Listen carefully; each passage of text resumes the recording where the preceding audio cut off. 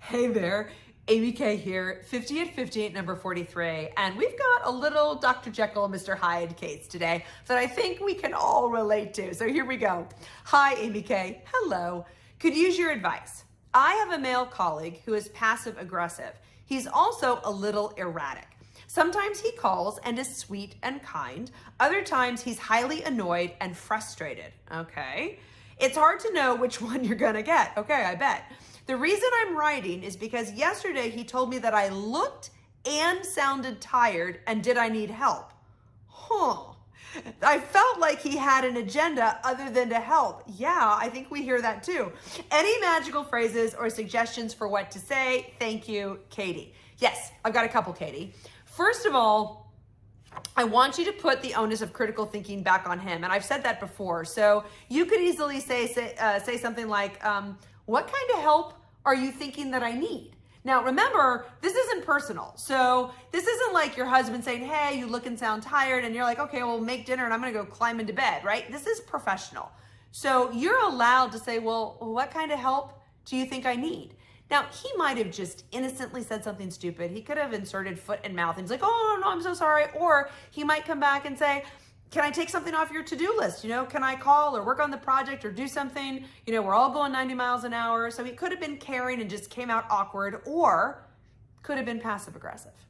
Could have been like, hey, I need you to look and sound tired because I'm like looking for your job. I don't know. I don't know who this guy is, but you can call him on it to see what he has to say. You can expand the conversation. Now, depending on context too, you can also say, let's just call him Doug. Hey, Doug, that was mean. Did you mean to sound so mean? And again, you're just calling him on it. This is really important for all of us.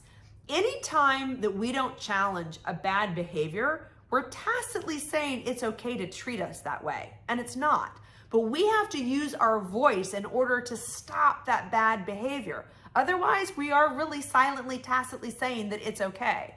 The other thing that I'm gonna encourage you, Katie, to do is, if it's difficult to know how to respond to him, if his behavior is so erratic that like one phone call he's up and then he's down and then he's up and then he's mean and then he's passive aggressive, you have every right to lean in and communicate, to connect first, and then to say, hey, like, what's going on? So again, let's call him Doug. You could say, hey, Doug, my heart is hurting because last week you were really down and then it was great. You were up, but then you were really down again. And I'm just wondering, is everything okay?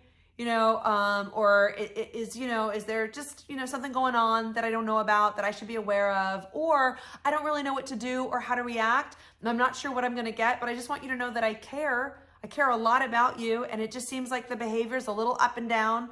If you call somebody erratic, that could be a little overwhelming for them to hear, or a little over aggressive. And they might feel defensive, but you can do it graciously and say, you're a little up and down, and just see what they say. So hopefully these are some things for you to consider for holding your own and setting a boundary about how you want to be treated, and then leaning in to connect with somebody and also call them on behaviors that aren't acceptable, but again, in order to support and help them without being passive aggressive. All right, from my heart to yours, hugs.